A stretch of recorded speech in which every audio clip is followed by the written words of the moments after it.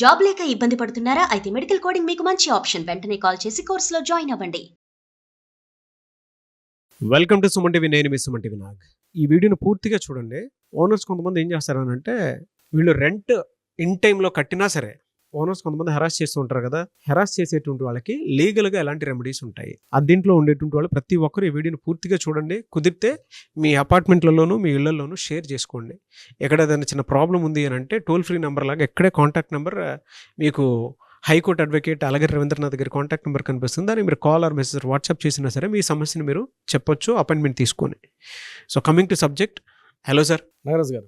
Sir, అద్దెంట్లో ఉండేటువంటి వాళ్ళు కామన్గా ఫేస్ చేసేటువంటి ప్రాబ్లమ్స్ అన్న హరాస్మెంట్ ప్రాబ్లమ్స్, ఇవి ఎన్ని రకాలుగా ఓనర్స్ ఇబ్బంది పెడుతూ ఉంటారు జనరల్గా, అండ్ ఎలా అర్థం చేసుకోవాలి అటువంటి వాటిని? నాగరాజ్ గారు, టెనెంట్స్ సంబంధించి కూడా కొన్ని హక్కులు అయితే ఉంటాయి నాగరాజ్ గారు. కొన్ని సందర్భాల్లో మనం అద్దెలలో ఉండాల్సిన పరిస్థితి వస్తుంది. అది బ్యాచులర్ లైఫ్లో ఉన్నావా, లేకపోతే ఫ్యామిలీతో కలిసి ఉన్నావా, అపార్ట్మెంట్లో ఫ్లాట్స్లో ఉండడం కావచ్చు, లేకపోతే షాప్స్లో రెంట్కి కూడా ఉండొచ్చు, ఏ సందర్భమైనా కావచ్చు. అద్దెదారులకు కూడా కొన్ని హక్కులు అయితే చట్టపరంగా కొన్ని రక్షణ హక్కులు కూడా ఉంటాయి. ప్రతి ఒక్కరు కూడా తెలుసుకోవాల్సిన అవసరం అయితే ఉంటుంది. అయితే కొన్ని సందర్భాల్లో ఇంటి యజమానులు అన్ని చోట్ల మంచి వాళ్ళు అయితే ఉండే అవకాశం చాలా తక్కువ. కొంతమంది హెరాస్మెంటే పనిగట్టుకొని చేసే కొంతమంది ఇంటి ఓనర్స్ కొంతమంది ఉంటారు, కావాలని చేస్తారు. అదొక టైప్ ఆఫ్ ఒక సైకిక్ ఆలోచన అనుకోండి, ఇతరత్ర ఏదైనా అనుకోండి. కానీ కొంతమంది ఇంటి యజమానులు వాంటెడ్లీ చేస్తారు. ఈ మొత్తం కేటగిరీస్ చేసినట్లయితే 3 రకాల కేటగిరీ చెప్పుకోవచ్చు అండి హెరాస్మెంట్. ఇప్పుడు నేను చెప్పే 3 కేటగిరీల్లో ఏదో ఒక కేటగిరీలో ఈ ఇంటి యజమానుల ద్వారా హెరాస్మెంట్ పొందినటువంటి అద్దెదారులు కొంతమంది ఉండే అవకాశం కూడా ఉంటుంది. 3 రకాల కేటగిరీల్లో ఫస్ట్గా చెప్పుకోవాల్సింది మానసికంగా హెరాస్మెంట్ చేయడం. మెంటల్ హెరాస్మెంట్ అనేది ఇది ఫస్ట్ స్టేజ్లో ఉంటుంది. ఇది బయటికి కనిపించదండి. చెప్పులోని రాయి చెవులోని జోరీగా కంటిలోను నలుసు ఇంటిలోను పోరు అంటారు చూసారా. ఆ ఇంటిలోను పోరు అన్నది బయటకు కనబడదు నాగరాజ్ గారు. ఇంటి ఓనరు పైనే ఉంటాడు, కిందన అంటే 2 ఫ్లోర్స్ అనుకో, ఇండిపెండెంట్ హౌసెస్ నేను చెప్తున్నాను. పైన సెకండ్ ఫ్లోర్లో ఉంటాడు, ఫస్ట్ ఫ్లోర్ రెంట్కి ఇస్తాడు. ఇక వాళ్ళ బాధలు వర్ణాతీతం అండి. ఏ రకంగా ఇబ్బంది పెడతారంటే, ఒకటే స్టేర్ కేస్ ఉంటుంది, ఒకటే లిఫ్ట్ ఉంటుంది. వచ్చేటప్పుడు వెళ్ళేటప్పుడు ఖచ్చితంగా ఆ లిఫ్ట్ డోర్ లాంచ్ చేయండి అని చెప్తూ, స్టేర్ కేస్ మీద వెళ్ళేటప్పుడు కూడా అక్కడ చిన్న దుమ్ము పడినా, ఒక ధూళి పడినా ఇమీడియట్గా ఫోన్ చేసి, సార్ అక్కడ పలానా స్టెప్స్ మీద దుమ్ము పడింది, మీరు క్లీన్ చేసుకోలేదు, చిన్న మరక పడింది, క్లీన్ చేయలేదు. ఇంకా పైన ఉన్నారంటే నెత్తి మీద ఉన్నారంటే నెత్తి మీద మనకు ఒక ఇబ్బందులు పడడం మామూలుగా ఉండదు, ముఖ్యంగా ఇండిపెండెంట్ హౌస్లో. ఇక అపార్ట్మెంట్ల పరిస్థితి తర్వాత చెప్తాను.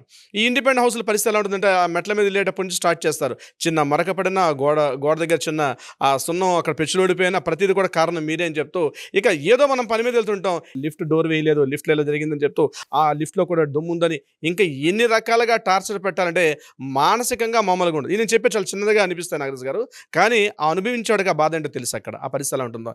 ఇక ఇంటి లోపలికి వస్తే చిన్న సౌండ్ వచ్చినా, ఇంట్లో చిన్న మేక్ కొట్టినా, ఇంట్లో చిన్న పెచ్చులుడినా ప్రతిరోజు రావడం చూడడం మీరు నవ్వుతారు కానీ వాస్తవాలు సార్. ఎందుకంటే హైదరాబాద్లో ఆ బాధలు మేము ఒక 10 ఏళ్ళ పాటు పడిచ్చాం కాబట్టి, ఇంటి ఓనర్స్ ఇంటి పైన ఉన్నారంటే ఆ బాధ. దీని మీద సినిమాలు కూడా చాలా వచ్చాయి. ఆ మధ్య ఒక సినిమా కూడా వచ్చింది, ఒక 20 years బ్యాక్, చిత్రం బలార చిత్రం సినిమా కూడా వచ్చిందండి. అందులో బ్రహ్మానందం ఎందుకు కూడా బ్యాచులర్స్ లైఫ్ ఉంటారు, పైన కింద ఫస్ట్ లో గరుడాచలం పెడతారు, కోట శ్రీనివాస గారు ఉంటారు. వాళ్ళ బాధలు చూడాలంటే ఇంటి ఓనర్స్కి ఇంటి టెనెంట్స్కి మధ్య బాధలు చూడాలంటే ఫన్నీగా ఉన్న చాలా అద్భుతంగా తీసిన సినిమా అది. నేను ఆ సినిమాని ప్రమోట్ చేయడం ఉద్దేశం కాదు. బాధలు ఏ రేంజ్లో ఉంటాయి, మానసికంగా బాధ. ఇంటిలోనే కాస్త మంచం సౌండ్ వచ్చిందంటే పరిగెత్తుకుంటూ బయటకు వచ్చేస్తారు. ఏదో జరిగిపోతుంది, మా ఇంట్లో ఏం జరిగిపోతుంది చెప్పండి అని చెప్పేసి. ఇంట్లో కాస్త గోడ మేకొట్టామంటే పరిగెత్తుకుంటూ వస్తారు. ఇదొక టైప్ ఆఫ్ బాధ. అయితే మానసికంగా పెట్టే బాధలు మామూలుగా ఉండవండి. ఇంట్లో ఆడపిల్లలు కానీ పొరపాటు ఇంట్లో ఉన్నారంటే వాళ్ళ పర్సనల్ విషయాలు కూడా జోక్యం చేసుకుంటారు.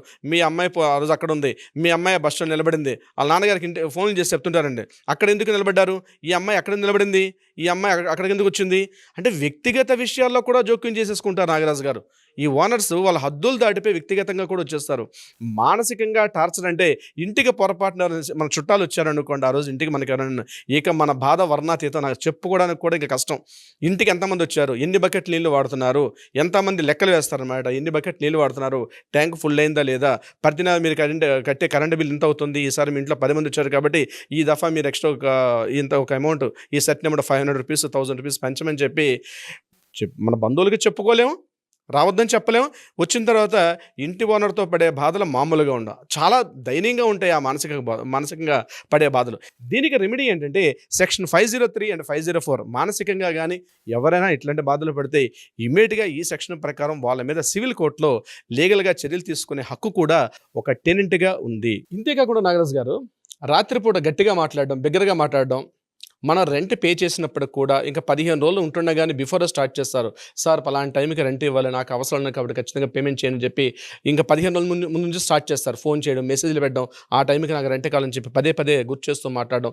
ఇది కాకుండా రాత్రి ఇంటికి వచ్చి తలుపులు తట్టడం, అంటే ఏ చిన్న సౌండ్ వచ్చినా ఏమొచ్చినా అర్ధరాత్రి అపరాత్రం లేకుండా ప్రతిసారి ఇంటికి వచ్చి తలుపులు తట్టడం.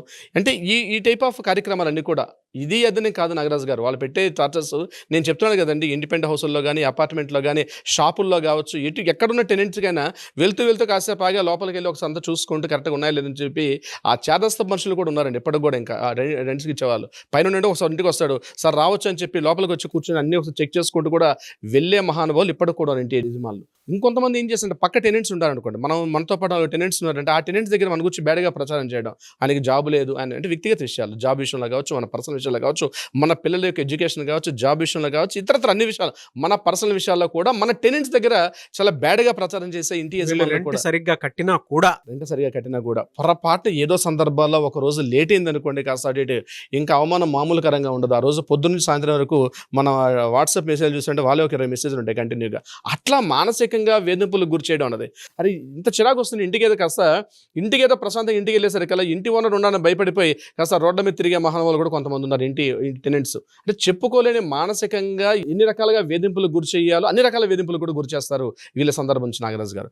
వీళ్ళకి సరైన రెమెడీ ఏంటంటే లీగల్గా సెక్షన్ 503, 504 ప్రకారం వీళ్ళకి మానసికంగా ఉన్నప్పుడు దగ్గరలో ఉన్న సిటీ సివిల్ కోర్టులో దీని మీద ఒక పిటిషన్ వేసుకోవడం. ఇది కాకుండా రెంట్ కంట్రోలర్ అని చెప్పి ప్రతి మున్సిపల్ ఆఫీస్లో కూడా ఒక పర్సన్ ఉంటారు. ఈ టెనెంట్స్ యాక్ట్ ఉంది, AP Telangana rent control board ఉంటుంది, అందులో రెంట్ కంట్రోలర్ అని చెప్పి ఒక ఆయన ఉంటారు. అక్కడికి అతనికి కూడా వెళ్ళి మనం రిటర్న్ కంప్లైంట్ ఇస్తే వాళ్ళు కూడా నోటీస్ పంపించి టెనెంట్స్కి ఉన్నటువంటి రైట్స్ మీద వాళ్ళు కూడా ఒక నోటీస్ పంపిస్తారు ఇంటి యజమానులకు కూడా. ఇది మెంటల్గా ఉన్నటువంటి అంటే మానసిక వేధింపులకు ఏ రకంగా గురి చేస్తారని చెప్పే ఉద్దేశం ఇది. ఇక నెంబర్ 2 విషయానికి వచ్చినట్లయితే శారీరకంగా ఫిజికల్గా ఏ రకంగా వాళ్ళు ఇబ్బందులు పెట్టే అవకాశం కూడా నేను చెప్తాను. ఇది కొద్దిగా వింతగా ఉన్నప్పుడు కూడా వాస్తవం నాగరాజు గారు. ఫిజికల్గా ఎలా చేస్తారంటే ప్రతి ఒక్క టెనెంట్ ఉన్నటువంటి వ్యక్తి తెలుసుకోవాల్సిన విషయం, మీరు ఒకసారి మీ ఆ ఇంట్లో మీరు టెనెంట్గా ఉండేటప్పుడు మీ పర్మిషన్ లేకుండా ఇంట్లోకి వచ్చే హక్కు ఆయనకు కూడా లేదు. ఇది ఫస్ట్ గుర్తుపెట్టుకోవాలండి. వితౌట్ యువర్ పర్మిషన్ ఇద్దరు ఫోన్ కానీ ఇంట్లోకి వచ్చినప్పుడు కూడా మిమ్మల్ని పర్మిషన్ లేకుండా ఇంట్లోకి వచ్చే హక్కు ఇంటి ఓనర్ కూడా లేదు. ఇది గుర్తుపెట్టుకోవాలి. కానీ వీళ్ళు ఏం చేస్తారంటే అడపాదడప వస్తుంటారు ఇంట్లోపలికి వస్తే. ఇంట్లో ఆడవాళ్ళు కావచ్చు, వాళ్ళ మగవాళ్ళు కావచ్చు, అడపాదడప అంటే ఏదో మా సొంత ఇల్లున్నట్టుగా లోపలికి రెంట్కి ఇచ్చినప్పుడు కూడా ఇంట్లోపలికి ఫ్రీగా వచ్చేస్తుంటారు, కిచెన్లోకి వెళ్తుంటారు, బెడ్రూమ్లోకి వెళ్తుంటారు, ప్రతి విషయంలో అంటే ప్రతి రూమ్లోకి ఎంటర్ అయిపోతుంటారు. ఇది ఫిజికల్గా చాలా తప్పని లెక్కలకు వస్తుంది. ఇది నెంబర్ 1. నెంబర్ 2, ఏదైనా సందర్భాల్లో కాస్త కాస్త డిలే అయింది అనుకోండి, ఒక 2 days 3 days రెంట్ వీళ్ళు ఎక్స్క్యూజ్ చేయకుండా ఇమ్మీడియట్గా వాళ్ళ ఇంటికి పవర్ కట్ చేసే కొంతమంది సాడ్ స్టేజ్ వాళ్ళు ఉంటారు.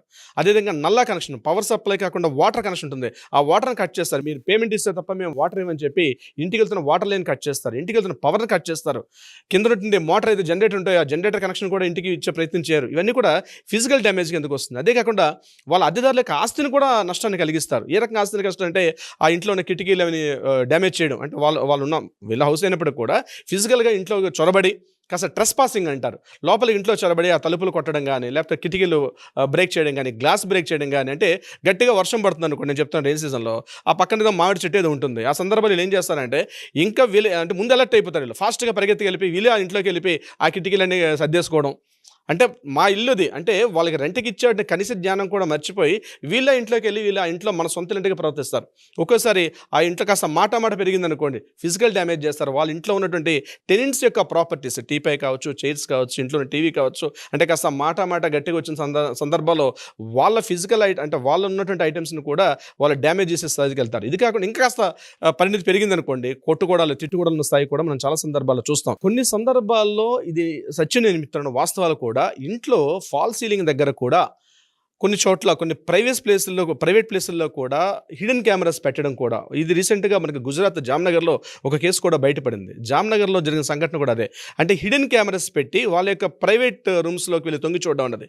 ఇది యాక్చువల్గా తర్వాత పెద్ద ఇష్యూ అయింది. దాని తర్వాత ఇంటి ఓనర్ చేయలేదు, ఇంటి ఓనర్ తలకి అబ్బాయి చేశాడని చెప్పి అదొక ఇష్యూ అయింది. రీసెంట్గా కోర్టులో కూడా ఇంకా స్టిల్ జామ్నగర్ కేసులో కోర్టులో ఇది నడుస్తూ ఉంది. ఇంట్లో భర్తలు ఆఫీస్కి వెళ్ళిన తర్వాత ఏం చేస్తారంటే అడ్వాంటేజ్ తీసుకొని పదే ఇంట్లోకి రావడం, వాళ్ళ ఇంటి మీద చేస్తూ మాట్లాడడం, ఏదో ఒక రిలేషన్షిప్ పెట్టుకొని మాట్లాడడం, అది క్యాస్ట్ కావచ్చు, రిలీజియన్ కావచ్చు, లేకపోతే హోదా కావచ్చు, ఏదో ఒక రిలేషన్షిప్ పెట్టుకుంటూ వాళ్ళతో పదే పదే మాట్లాడడం, ఇంకా స్థాయి మించి ఏం చేస్తారంటే వాళ్ళని బాడీని టచ్ చేసుకుంటూ వాళ్ళ ప్రైవేట్ బెడ్రూమ్లో కూడా వెళ్ళి మాట్లాడేంత అక్కడ దాకా కూడా ప్రయత్నం చేస్తారు నాగరాజు గారు. ఇది శారీరక హింస విషయానికి కిందకు వస్తుంది. ఇది సెక్షన్ 441 ట్రెస్ పాసింగ్, అంటే అనుమతి లేకుండా ఒక ఇంట్లోకి ప్రవేశించడం. అది మీరు అద్దెంట్లో ఉన్నప్పుడు కూడా మీరు సెక్షన్ 441 ప్రకారం ట్రెస్ పాసింగ్ ఎందుకు వస్తుంది. అదేవిధంగా 427 ఇది ఆస్తి నష్టం. బిఎన్ఎస్ 231 ప్రకారం అయితే అక్రమంగా ప్రవేశించడం, మీ యొక్క అనుమతి లేకుండా మీ యొక్క ప్రైవేట్ ఇంట్లోకి, అంటే మీ ఇంట్లోకి అనుమతి లేకుండా ప్రవేశించడం బిఎన్ఎస్ 231 కిందకు వస్తుంది.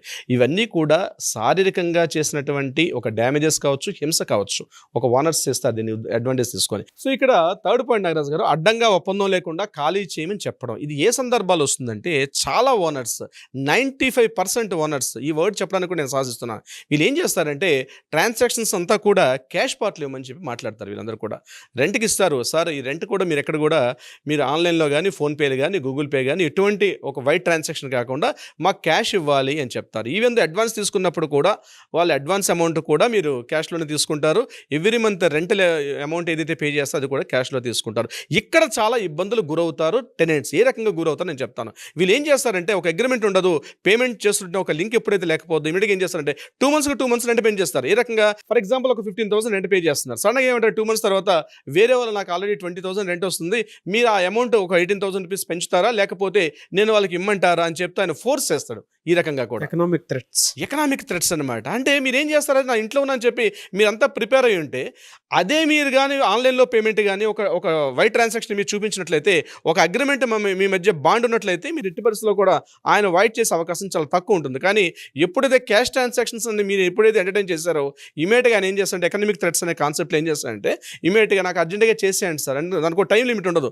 సడన్గా 2 monthsకి, ఎవ్రీ మంత్ 3 monthsకి, 4 monthsకి ఒకసారి కూడా రెంట్స్ పెంచుకుంటూ వెళ్ళిపోతారు. చాలా చోట్ల చాలా మంది ఇబ్బందులు పడే సందర్భాలు కూడా మాకు చాలా కేసులు కూడా వస్తుంది సందర్భించి.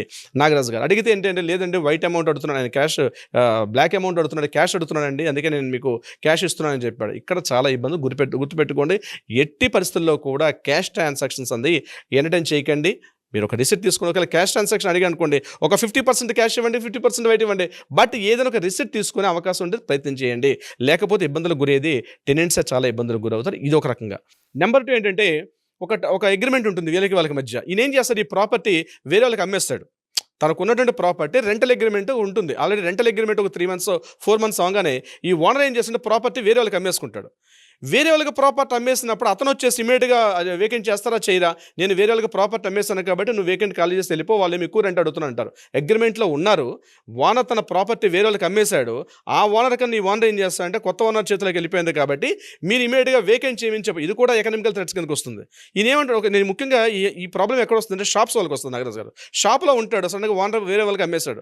ఇక్కడ లీగల్ రైట్స్ ఏంటంటే ఒకవేళ ప్రాపర్టీ అమ్మినా సరే, ఓనర్ తన ప్రాపర్టీ వేరే వాళ్ళకి అమ్మినా సరే, కొత్తగా వచ్చినటువంటి ఓనర్కి ఈ పాత అగ్రిమెంట్ కంటిన్యూ చేయాల్సిన అధికారం ఉంటుంది. ఇది యాక్చువల్గా యాక్ట్ చెప్పేది కూడా అదే అనమాట. సో కొత్త ఓనర్ కాబట్టి నేను ఓవర్నెట్గా అగ్రిమెంట్ క్యాన్సిల్ అయిపోతుందండి, కొత్త రేటు ప్రకారం ఈ రేట్ ఇస్తే తప్పి మిమ్మల్ని ఉంచుతాను, లేకపోతే వేరే వాళ్ళకి ఆ షాప్ నేను రెంట్కి ఇస్తానంటే కుదరదు. పాత అగ్రిమెంటే కంటిన్యూ అవుతుంది.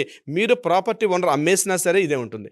ఇది కూడా ఒక టైప్ ఆఫ్ ఎకనామిక్. ఈ యొక్క కాన్సెప్ట్ తెలుసుకోకపోతే టెనెంట్స్ చాలా ఇబ్బందులు పడే అవకాశం కూడా ఉంటుంది. నాగరాజు గారు మరికొన్ని సందర్భాల్లో రెంట్ ఏదైతే పే చేస్తుంటామో సడన్గా పెట్టకుండా ఓవర్ నైట్ ఫోన్ చేసేసి నాకు అర్జెంటుగా ఎక్స్పెన్సెస్ పెరిగాయి కాబట్టి మీరు రెంట్ పెంచండి అని చెప్పే ఓనర్స్ కూడా కొన్ని సందర్భాల్లో ఉంటారు. మరికొన్ని సందర్భాల్లో కాషన్ డిపాజిట్ మనం ఫస్ట్ ఇనీషియల్గా ప్రాపర్టీకి మనం వెళ్ళేటప్పుడు కాషన్ డిపాజిట్ పే చేస్తాం. ఒక 2 months 3 months, కొన్ని సందర్భాల్లో బిజినెస్ బాగా డిమాండ్ ఉన్న ఏరియాలో అయితే 6 months కూడా తీసుకున్న సందర్భాల్లో ఉన్నాయి. అటువంటి సందర్భాల్లో అర్జెంటుగా వేకెంట్ చేయమని చెప్తారు. కాషన్ డిపాజిట్గా ఏదైతే అమౌంట్ పే చేస్తామో అది ఎట్టి పరిస్థితుల్లో మీకు ఇచ్చే అవకాశం లేదు. ఎందుకంటే ఆ డ్యామేజ్ అయింది, ఈ డ్యామేజ్ అయిందని చెప్పి ఏవో దొంగ లెక్కలని ప్రిపేర్ చేసేసి దీనికి సరిపోయింది కాబట్టి నేను మీ కాషన్ డిపాజిట్ వెనక్కి ఇచ్చే అవకాశం లేదని చెప్పి కూడా దాన్ని తప్పించుకునే ప్రయత్నం చేస్తారు కొంతమంది ఓనర్స్. ఈ రకంగా కూడా. అన్నిటికన్నా మరొక దారుణం ఏంటంటే నాగరాజు గారు, వితౌట్ ప్రయర్ నోటీస్ ఇవ్వకుండా సడన్గా మా ఇంటి చుట్టాలు వస్తున్నారనో లేకపోతే మా పేరెంట్స్ వచ్చేస్తున్నారనో ఇతరత్ర ఏదో కారణాలు సాగ్గా చూపుతూ ఆ ప్రాపర్టీని వేకెంట్ చేయమని చెప్పి వితౌట్ ఒక నోటీస్ లేకుండా వేకెంట్ చేయమని చెప్పి ఫోర్స్ చేస్తుంటారు చాలా సందర్భాల్లో. ఒకవేళ వేకెంట్ చేయకపోతే కాస్త నవ్వులట్టుగా ఉంటుంది, కానీ వాస్తవాలంటే ఆ వెళ్తున్న వ్యక్తుల మీద కాస్త నీళ్లు పోయడం, ఆ ఇంటికి కావాల్సిన పవర్ కట్ ఏదైతే ఉంటుందో పవర్ సప్లై కట్ చేసేసుకోవడం, అదేవిధంగా నల్ల కనెక్షన్ వాటర్ సప్లై వస్తుంటుంది, ఆ వాటర్ని డిస్కనెక్ట్ చేయడం, ఇట్లాంటి రకాలుగా వాళ్ళని ఏదో రకంగా బయటికి వెళ్ళాలంటే పొమ్మలు లేక పొగబెడతారన్న సామెత కూడా తెలుగులో చెప్తారు. ఆ మాదిరిగా ఏంటంటే ఇటువంటి చేష్టలను చేసి వాళ్ళని రకరకాలుగా హింసిస్తూ ఉంటారు. అంటే నేను చెప్పినట్టు ఈ కేటగిరీస్ అన్నీ కూడా టెనెంట్స్ ఏదో ఒక సందర్భంలో ఏదో ఒక కేటగిరీలో ఈ రకంగా సఫర్ అవుతుంటారు నాగరాజ్ గారు, ఏదో ఒక రకంగా ఉన్నారు సార్. ఇప్పుడు కింద కామెంట్ బాక్స్ లో పోస్ట్ చేస్తారు కూడా, అవునండి వాళ్ళు ఎన్ని రకాలుగా ఇబ్బంది పడుతున్నారు అనేది. ఈ మూడిట్లో ఒక కేటగిరీ డెఫినెట్ గా ఉంటుంది. దీనికి ఎలా సార్ అంటే ఎలాంటి శిక్షలు? ఫస్ట్ ఏంటంటే నాగరాజ్ గారు తెలుసుకోవాలి, రైట్స్ తెలుసుకోవాలి. ఒక అడ్వకేట్ సంప్రదించడం వెరీ వెరీ మోస్ట్ ఇంపార్టెంట్. మీకు కాస్త అబ్యూజ్ లాంగ్వేజ్గా ఫిజికల్గా కొట్టడం కానీ, లేదా మానసికంగా ఇబ్బంది పెట్టడం కానీ, లేకపోతే వాళ్ళకు ఉన్నటువంటి ఇప్పుడు మన అగ్రిమెంట్ ఒక రెంటల్ అగ్రిమెంట్లో ఉండేటప్పుడు ఆ అగ్రిమెంట్ని వాయిడ్ చేసేటప్పుడు తప్పనిసరిగా దగ్గరగా ఉన్న రెంట్ కంట్రోల్ బోర్డు ఏదైతే ఉందో అక్కడ ఉన్నటువంటి రెంట్ కంట్రోలర్ అని ఒక పర్సన్ ఉంటారు, అతన్ని కాంటాక్ట్ చేయడం ఫస్ట్ ఇంపార్టెంట్. లేదా స్థాయి కాస్త ఎక్కువగా ఉన్నట్లయితే దగ్గరగా ఉన్న పోలీస్ స్టేషన్కి వెళ్ళి కంప్లైంట్ చేయడం ఉంది సెకండ్ పార్ట్. నెంబర్ 3 ఏంటంటే ఇండియన్ ఏపీ తెలంగాణ మన రెంట్ కంట్రోల్ అగ్రిమెంట్ యాక్ట్ ఒకటి ఉంది 1960 యాక్ట్ ప్రకారం. ఆ 60 యాక్ట్ ప్రకారం దగ్గరగా ఉన్నటువంటి సిటీ సివిల్ కోర్టులో మన ఎవిక్షన్ ఒక పిటిషన్ మన కంప్లైంట్ లాడ్జ్ చేయాలి. పిటిషన్ వేస్తే ఖచ్చితంగా ఓనర్స్ కూడా పంపిస్తారు. ఇది కాకుండా మన ప్రాపర్టీస్ కొన్నిసార్లు ఏం చేస్తారంటే వాళ్ళు జప్తు తీసేసుకుంటారు, అంటే ఇంటి నుంచి వెళ్ళగొట్టేస్తారు అని పూర్తి. ఇది ఇంకా చాలా తీవ్రమైన స్థాయి అనమాట. ఇంట్లో ఉన్న ఉసులను పక్కన పెట్టేసి మీరు బయటికి వెళ్ళిపోమని చెప్పి కూడా బయటికి నెట్టివేసే ప్రయత్నాలు కూడా చేస్తారు. అటువంటి సందర్భాల్లో రికవరీ కోసం అని చెప్పి కూడా మరలా మనం సిటీ సివిల్ కోర్టు నుంచి కూడా ఆర్డర్ తీసుకొచ్చే అవకాశం కూడా ఉంటుంది. ఇది ఓన్లీ టెనెంట్స్కి రెంటల్ అగ్రిమెంట్లో ఉన్న వాళ్ళకి. మరలా లీజ్లో పడే వాళ్ళకి అసలు ఇంకో రకంగా ఉంటాయి నాగరాజ్ గారు. లీజ్ అగ్రిమెంట్ అనేది చాలా డిఫరెంట్గా ఉంటుంది. అంటే లీజు టెనెంట్ రెంటల్ దగ్గరగా కనిపిస్తున్నప్పుడు కూడా లీగల్గా చాలా వ్యత్యాసం ఉంటుంది. లీజ్ అగ్రిమెంట్లో ఉండడం వేరు, రెంటల్ అగ్రిమెంట్లో ఉండడం వేరు. ఇప్పుడు నేను చెప్పేవన్నీ కూడా రెంటల్ అగ్రిమెంట్లో పడే వాళ్ళ బాధలు ఎలా ఉంటాయి, వాళ్ళకి కావాల్సిన రెమెడీస్ ఎలా ఉంటుంది ఇప్పుడు ఈ వీడియో ద్వారా మనం తెలుసుకున్నాం. కానీ లీజ్ అగ్రిమెంట్లో ఎలా ఉంటాయి ఆ కష్టాల సుఖాలన్నీ కూడా మనం మరొక వీడియోలో డిస్కస్ చేద్దాం నాగరాజ్ గారు. డెఫినెట్గా సార్.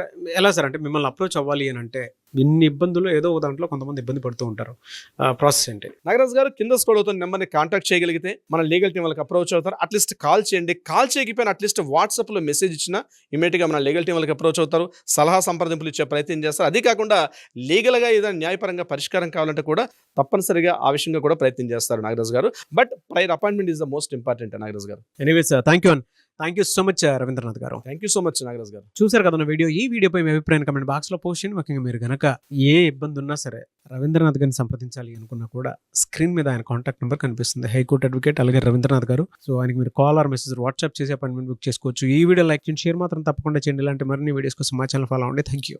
సుమన్ టీవీలో మీ పర్సనల్ అండ్ బిజినెస్ ప్రమోషన్స్ కోసం కింది నెంబర్కి కాంటాక్ట్ చేయండి.